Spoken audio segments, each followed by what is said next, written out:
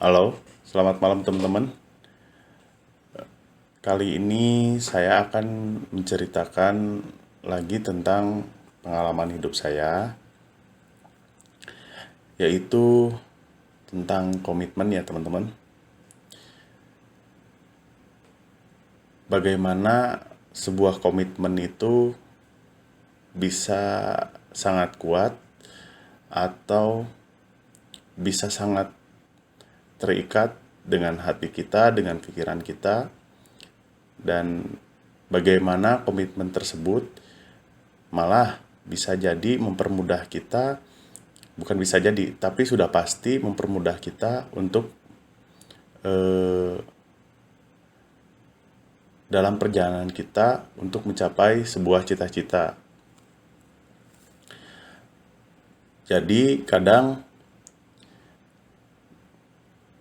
kita lebih mudah berkomitmen pada diri sendiri. Gitu. Kita berkomitmen pada diri sendiri dan kita bilang, besok saya akan memulai sebuah usaha untuk mencapai sebuah cita-cita. Contohnya seperti itu. Nah, di sini yang perlu diingat bahwa kita sebagai manusia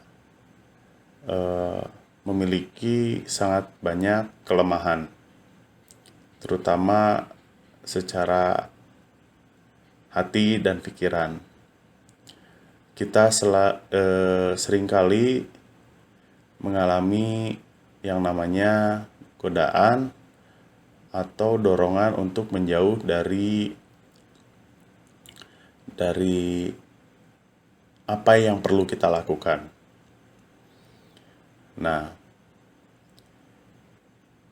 ini adalah satu-satunya cara agar kita berkomitmen dan kita diberi kemudahan untuk menjalani proses tersebut. Dan kontrak tersebut namanya doa. Ya, betul teman-teman. Namanya doa. Jadi di sini kita menandatangani kontrak secara pribadi, secara personal, namun disaksikan oleh Tuhan. Jadi begini, contoh mungkin apa ya? Contoh literal ya, contoh ucapan ketika kita hendak melakukan sesuatu atau berniat, misalkan seperti ini. Ya Tuhan, saya hendak melakukan usaha ini demi mencapai sebuah cita-cita, yaitu misalkan saya ingin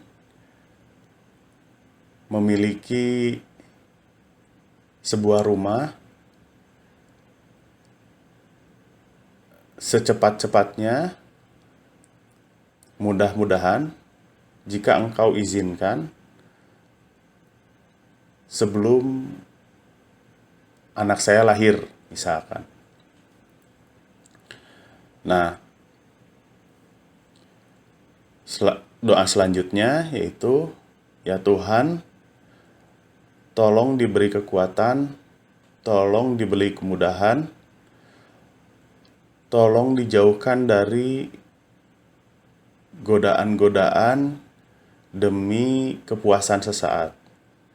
Dan tolong berikan ilmu pengetahuan yang cukup,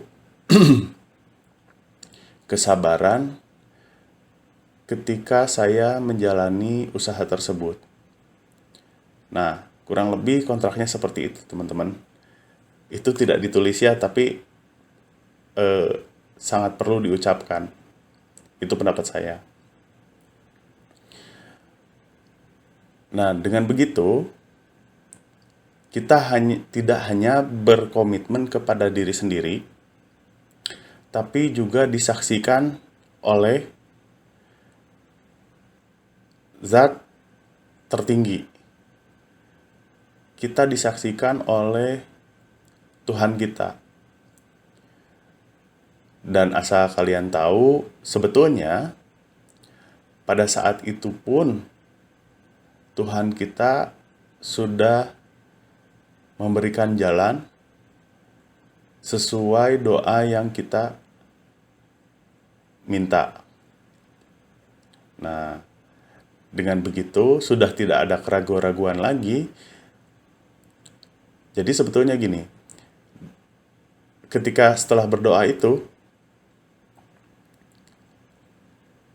kalian seharusnya sudah memiliki kekuatan, memiliki kesabaran, memiliki daya tahan, kemampuan untuk mencapai cita-cita tersebut. Namun terkadang jadi begini, kasusnya seringkali kan ketika kita menjalani sesuatu itu ada apa ya? Ada godaan-godaan di tengah jalan. Dan membuat kita menjadi banyak beralasan.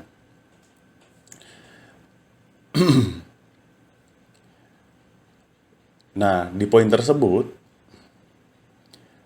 kita akan senantiasa diingatkan bahwa kita itu sedang mengalami godaan. Ini yang hebat. Jadi ketika kita mengalami godaan atau malah kita sering banyak membuang waktu yang tidak perlu, bukannya mengejar cita-cita malah melakukan hal yang lain demi kepuasan sesaat, kita sering teringat doa tersebut.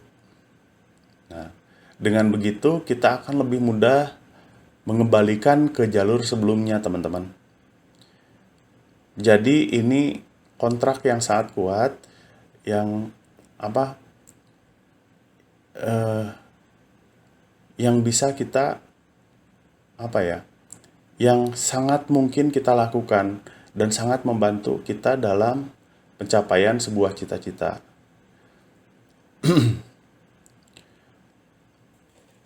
Jadi nggak usah khawatir, teman-teman ya. Ini sudah pernah saya alamin dan alhamdulillah saya mengalaminya juga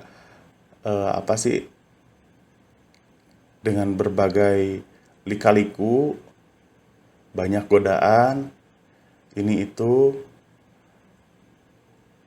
dan terkadang kayak ketika kita merasa kita setengah berhasil, kita kayaknya seperti udah lupa diri. Jadi kadang contoh misalkan rezeki kita bertambah dengan cara yang tidak pernah kita duga. Rezeki kita semakin bertambah, makin banyak, tabungan kita nambah. Di situ biasanya kita seringkali lupa diri. Kita lupa cita-cita kita. Kita terlalu senang untuk menikmati kepuasan sesaat. Kita gunakan uangnya untuk hiburan, kita gunakan uangnya untuk berbelanja hal yang tidak perlu, dan masih banyak lainnya, teman-teman ya. Namun itu beberapa contohnya. Nah, namun karena kita sudah pernah berniat dan kita mengucapkannya secara lantang, keras, kita akan mudah mengingat bahwa dulu kita meminta hal itu terjadi untuk mencapai cita-cita kita, bukan untuk kepuasan sesaat ya teman-teman ya. Nah, jadi ketika kita sadar, jangan pernah kita menolak kenyataan bahwa kita pernah melakukan ikrar atau niat agar kontrak tersebut tidak hangus.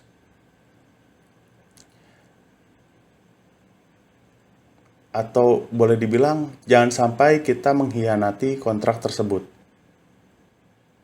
Kurang lebih seperti itu. Apa sih lebih kerasnya lagi ya, kalau dikemas dalam sebuah bahasa. Itu terjadi ke saya, dan saya mengalami hal seperti itu